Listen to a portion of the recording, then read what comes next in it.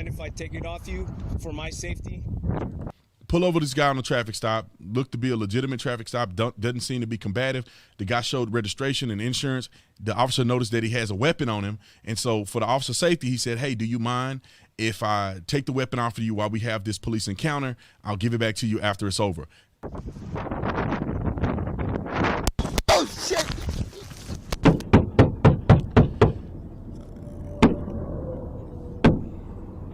So they blurred out. The cop is here.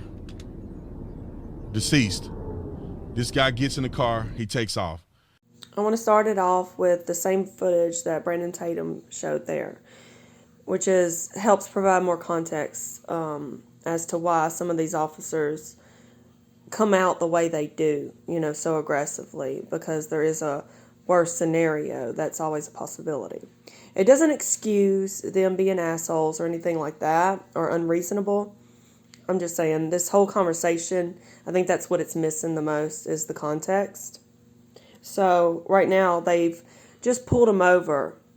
Now, when I first watched this, I was watching it from his perspective, and I saw it from the moment they pulled him over.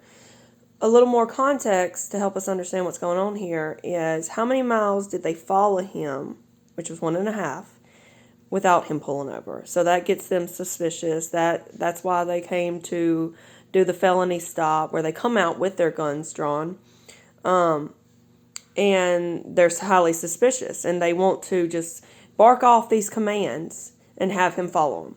And they don't want to talk about anything until he's on the ground, and that's how they do it with every situation. This has nothing to do with race, but we're going to get into that, and I'm going to show you more examples. Traffic stop at BP.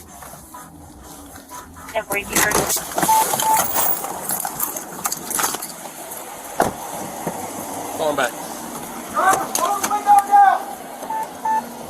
Felony traffic stop. Put your hands out the window! Felony traffic stop, 1836. Put your hands out the window! Turn the vehicle off! Put your hands out the window! How many occupants? All units 1013. How many occupants are in the vehicle? What's going on?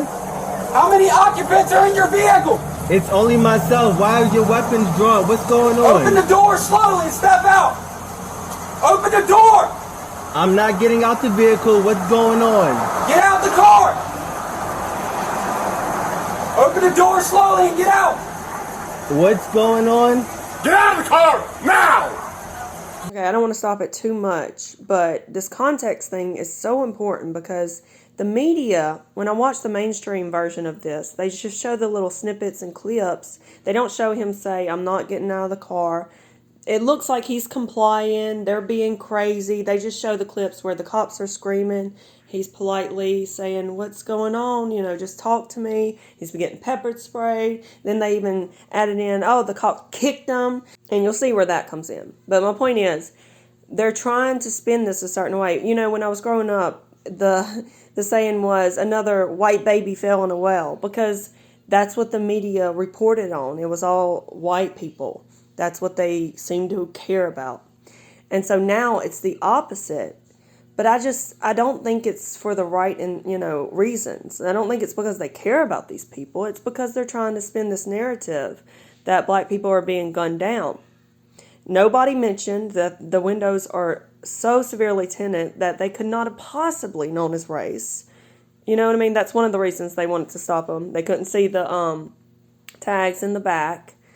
My husband used to get pulled over for this all the time. And then when I would drive his truck, when we first started dating, he had one of those, the rims, the tinted windows and all of that. We would get pulled over all the time. And it's different in different states. Like, you can't have it a certain amount of darkness. There's a certain limit, so... Yeah. Car now! Get out of the car now! I'm serving this country and this is how I'm treated? Yo, guess what? I'm a veteran too. I'm gonna obey. Get out of the car! What's going on? Get out of the car now! What's going on? What's going on is you're fixing to ride the lightning, son. I'm sorry, what? Okay, so this older cop, keep an eye on him. He literally just said, what's going on? You're about to ride the lightning, son. Let's keep going. Get out of the car now! What's going on? Get out of the car now! Get out of the car! Sir, just get out of the car! Work with us and we'll talk to you. Get out the car. You received an order. Obey it. I'm honestly afraid to get out. Can I? Yeah, you ask should be. what's going- Get out. So he says he's afraid to get out at this point. And this veteran officer says, yeah, you should be. So at this point, I think it's clear to see there's some ego issues going on that he needs to work on, because he's giving commands, and because they're not being immediately obeyed, he is getting heated. He's becoming incoherent almost. So now he is going to bulldoze through whatever actions he has to take to ensure that this guy listens to his commands. He's not going to reason with them. He's not going to do any of that. And you can always tell the difference between an officer who has an ego trip and one, because when someone's not following your commands, that shouldn't personally like bruise your ego or piss you off to this extent. That shouldn't be personal. And you can see with the other cop, Daniel, he's not taking it personal, because why would he? His ego is not tied to this job and these commands. What's Get going out! on? What Get did out I the do? car! Get out now. I have not committed any crimes You're being stopped for a traffic violation. You're not cooperating at this point right now. You're under arrest For a traffic- You're being detained. Okay, you're being detained for for a obstruction of justice. traffic violation. I do not have to get out the vehicle. You haven't even told Really? me why I'm being stopped. Really? Get your hands. Get out of the car now. Get out of the car. Get your hands off me, Get out please. of Get your hands off me. You know what? Get your hands off me. Not a Get your problem. hands off me. Back up, I Daniel. didn't do anything. Don't do that. Sir, Get out of the car Don't do now. that. Hey, sir, Get out of do the car that. now. Don't do. look, I'm trying to talk get out. to you. Okay. I'm trying to I'm talk. gonna talk to Get you. out. Just get out of Relax. my car. Can you please Get out. relax? Can Get you out. please relax? Get out of the car right I- now. This Now. is not how you treat a vet. I'm actively serving this country, and this is how you're gonna treat me. Back up, Daniel. I didn't. Sorry about the footage, by the way. I can't seem to get it to fit all on the screen because there's multiple camera angles showing at once. But, yeah, so this veteran officer, he's bulldozing through these commands because this lieutenant is not listening, and he's even holding the door closed. So he's not following the commands. We'll point that out, but let's keep going. Do any- Whoa, hold on. What's going? Hold on. Watch it. And 4 OCs deployed. Get out of the car! Get out of the car now! Up. Car now! Sir, just get out the car. I'm trying to breathe. Get out of the car now! That's up. That's really up. Yeah, get out of the car and get on the ground now. You're gonna get it again. I don't even want to reach for my seatbelt. Can you? Take your seatbelt off and get out of the car. Can you please? Get out of the car now! Listen! Take off your seatbelt and get out of the car! So we see the desperation at this point on the lieutenant's face. I think he wants to comply now. I think he wants to comply here. And now he's terrified. And he's too scared to move his hands at this point. I was scared for him. So he's like, he starts trying to get out with the seatbelt on. He doesn't even want to reach down to grab it. And you see Daniel here, this young officer. You can see it in his face as well.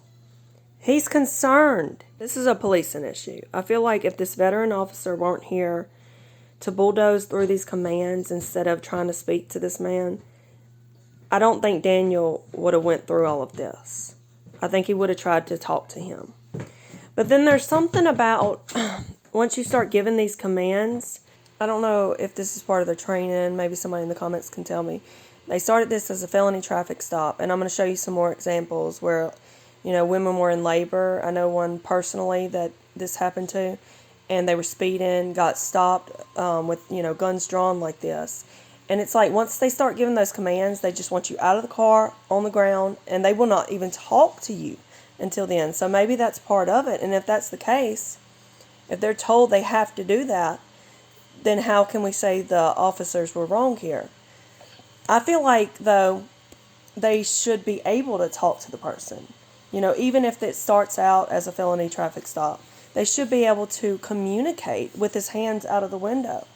He could tell them, I was, you know, trying to get to a well-lit area. That's why I didn't pull over. Nobody else is in the car. You know, whatever questions they have to ask. And then they could work through it that way. Look, I'm just gonna please. You're gonna do what you're told. Get out of the car. Look, Take your seatbelt off and get out of the. Look. Take your seatbelt off. Look, my hands are out. Take your seatbelt off and get out of the car. My hands are out. Don't reach in there, Daniel. Don't reach in there. My hands are out. Please. Please. Look. This is really messed up. My dog is in the back. My dog is choking right now. Get out of the car. Take your seatbelt off. What are you, a specialist, corporal? What are you? I'm a lieutenant. Lieutenant, get out of the car. Take your seatbelt off and get out of the car.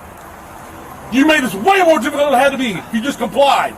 Get out of the car. I'm reaching for my seatbelt. Fine. Take your seatbelt off and get out of the car. Straight onto the ground. Straight onto the ground. Ma'am. Is your commanding officer available? Down. Let's go. Is your commanding Let's officer go. available? Get on the ground. Get on the Can you ground. please talk to Get me on the about what's ground going now. on? Get on the ground. You're getting sprayed again. Get on the ground. Can you please talk to me about what's Get going on the ground. on? Get on the ground now. Can you please talk to me Get on about the what's ground. going Get on the on? ground. Can you please talk to me about what's Yes, sir. going on? You're not. Can you please talk to me about what's going on? At this point, he has to realize, even if you're trying to reason with them at first, you have to realize they're not going to speak to you until you comply with all of their commands, until you get on the ground.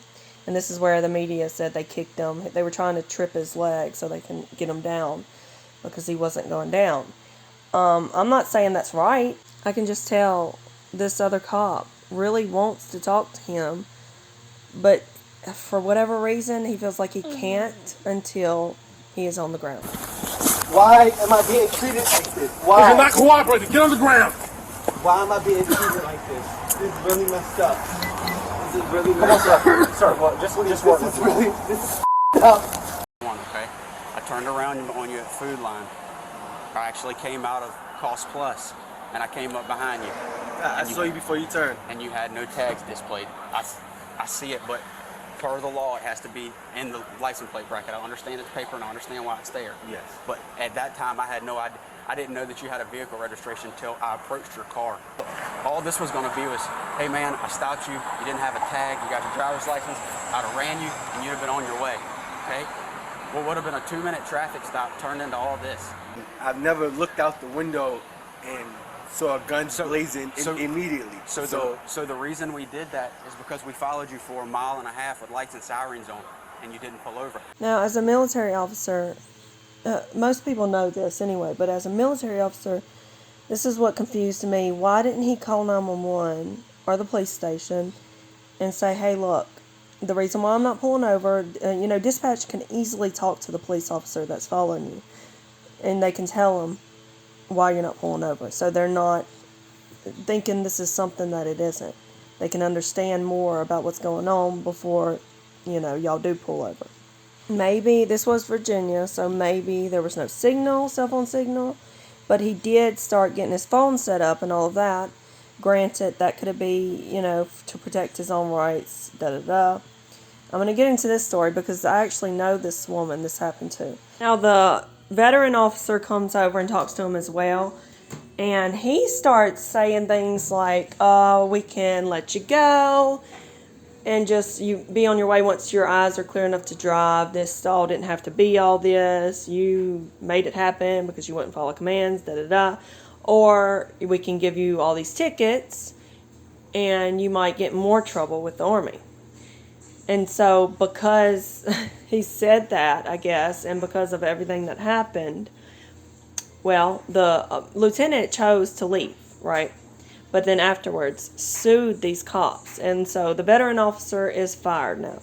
I think what that cop was trying to do was trying to cover his ass by giving him that ultimatum and thinking he would walk away with no tickets, and that would be that. But he ended up screwing himself because when this goes to court or, he sues them, it makes it look like you didn't even get any tickets. So they were in the wrong all along. You see what I'm saying? And that's exactly the story I'm about to tell you about. That's what ended up happening to the husband. He got arrested, and he still got all the tickets and everything. These people were too poor to do anything about it. It barely made papers. I was so surprised that I found this on Fox News, actually. This happened in my hometown 4 years ago. This girl I know was pregnant. She was like early labor, so they were scared of that as well. She had placenta previa. She had blood pouring down her legs. They jump in the car, rush to the hospital, and of course they're speeding. They get pulled over, and they tried to call the 911 and let dispatch know what was going on, to tell the cops to maybe they could have escorted them, something like that. That's what I don't understand about these situations where the cops pull them over, and it seems like the outcome is always the same. They have these certain, procedures and things they want to go through instead of worrying about what's actually makes more rational sense. You could just get back in your car and let them follow you to the hospital. So the husband ends up pulling over, and they try to frantically explain. Of course, they have guns out. They tell him immediately, get out on the ground. He does that. He's trying to explain to them what's going on. His wife literally has blood all over her, so it's not hard to understand. But they still made her sit there crying in pain. They arrest the husband, call an ambulance, wait for the ambulance to get there. That's taking up more time. And she goes, has a C-section while he's in jail. He's arrested. So, and actually, they tried to let him make it there with his tickets. They gave him evading and, speeding and all of this other stuff. And then tried to let him go freely to the hospital to see the birth, and it was too late. It was a white couple, and I'm going to show you another example of this that actually made the news. It's the traffic stop from hell. His wife is in the car, and she's in labor, but the cops just won't listen. She's going into labor, my wife. I called 911. You pull over. I don't care. You pull over. I know, sir. It was almost surreal. Surely this can't be happening. James and Dana Reiner are talking about that frightening night for the first time. They were driving to the hospital in Hebron, Indiana at 1 a.m. when a patrol car appeared behind them. I said, James, we can't stop. We don't have time to stop. Instead of pulling over, James called 911. You have an officer trying to pull you over? Yes, and my wife won't let me stop. Your best bet right now is to pull over and explain the situation to them. But when he pulled over, all hell broke. And continued to try to tell him that my wife was having a baby, and he wasn't having it. Just stand your belly. All right. Just stand your belly. Then Dana got out of the car and tried to explain. Maybe if I just show him that I'm pregnant and that my water had broken, my pants are wet. I'm in labor. My water's broken. Hold on. I'm in the ambulance right now. No, I just need to go. Have a seat. Oh, my God. More officers show up, but Jail when your kid's born. Well, that's what's going to happen. It's not too late, is it? It was just, what is going on here? What is wrong with these people? At one point, the cops discussed destroying the dash cam video. I'll give her the video. Oh, I don't care about that. 20 minutes pass. Yes, 20 minutes. Finally, an ambulance arrives and takes Dana to the hospital, 10 miles away. So what happened to Dad? He's hauled off to jail. Fortunately, Dana gave birth to a healthy baby girl, all while James is having his mugshot taken. He was charged with evading an officer. This is a policing issue. And Brandon Tatum talked about the de-escalation thing, how he went from the gun to the taser or to the pepper spray, but he was still, forcing these commands before he would talk about anything. It's just, something needs to be done about this, in my opinion, because as we can see, this happens to all sorts of people. It has nothing to do with race. I didn't even bring up the case of this teenage boy in Missouri that sparked all these riots and whatnot, because it's nonsensical to assume that this police officer who's been on the force for 26 years wants to kill a black person so bad that she's willing to risk her career, her life, the rest of her life in jail, all of this, just because she's racist. Racism exists. This is sometimes because of racism. It's sometimes because of classism. But most of the time, it's because these cops are either assholes on ego trips or they just need to figure out a way to be able to gauge when it's okay to de-escalate verbally. You know what I'm saying? So, and maybe I'm wrong about this. Maybe there's a reason they do this. I've been pulled over before, and the cop come up to the window and be like, "Why did it take you so long to pull over?" I put on my lights like way back, you know, a mile back or so, and I'm like, I didn't even see you, like. So I guess in the daytime that's more usual to happen, more likely. The nighttime, obviously they know that you're either trying to get away or, I mean, the only other explanation is there's a good reason. And why not? Why not ask what that reason is? You know, you can do that with your guns drawn. You can do that with their hands out the window. I just don't understand that part of it. I've been pulled over. I've gotten so many tickets in my past. You know, would drive around without insurance, things like that, and you rack up all these tickets, and it just gets you in so much trouble. That's why I say classism, because it's like if you're poor, you run into so many more issues than somebody who isn't, you know, would have to deal with. They would never have these complications to begin with. Right? So those of us who've interacted with police know there's a difference. There's some that are really nice that will talk to you, and there's some that will not. They will get straight to what they came to do, and they ain't hearing nothing else. So I think another aspect of this is large cities and small towns. I've noticed in bigger cities where obviously you don't know the people, everybody's a stranger, so it's never personal. It's never like there's this friendly camaraderie. In small towns, you know, a cop pulls me over, I likely know him anyways. And speaking of camaraderie, just like this cop Daniel was telling the second lieutenant, you know, if you had just pulled over immediately, we would have saw that you did have tags and that everything checked out, and you would have been on your way. Like, cops and military, they treat each other well. I've always been treated very, very well by cops when I was in uniform. So he had that right, you know, to set up his phone to get to a well-lit area, because again, you don't know who you're going to roll down the window and be speaking to.